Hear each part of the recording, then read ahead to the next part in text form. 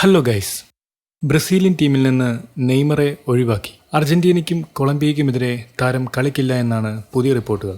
പരിക്കിനെ തുടർന്നാണ് നെയ്മറിനെ ബ്രസീലിയൻ ടീമിൽ നിന്നും ഒഴിവാക്കിയത്. നെയ്മറിന്റെ അഭാവത്തിൽ റിയൽ മാഡ്രിഡിന്റെ യുവ സ്ട്രൈക്കർ എൻട്രിക്കിനെയാണ് ബ്രസീൽ ടീമിലെടുത്തത്.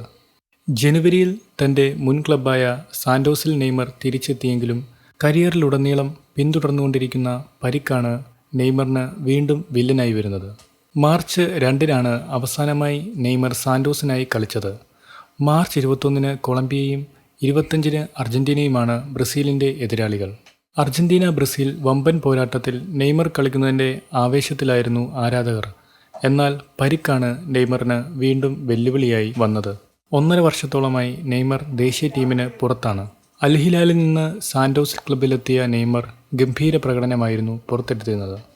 2023 ഒക്ടോബറിൽ ഉറുഗ്വേയ്ക്കെതിരെ ലോകകപ്പ് യോഗ്യതാ മത്സരത്തിനിടെ കാൽമുട്ടിന് പരിക്കേറ്റതോടെയാണ് താരത്തിന് നീണ്ടകാലം ഫുട്ബോളിൽ നിന്നും വിട്ടുനിൽക്കേണ്ടി വന്നത്.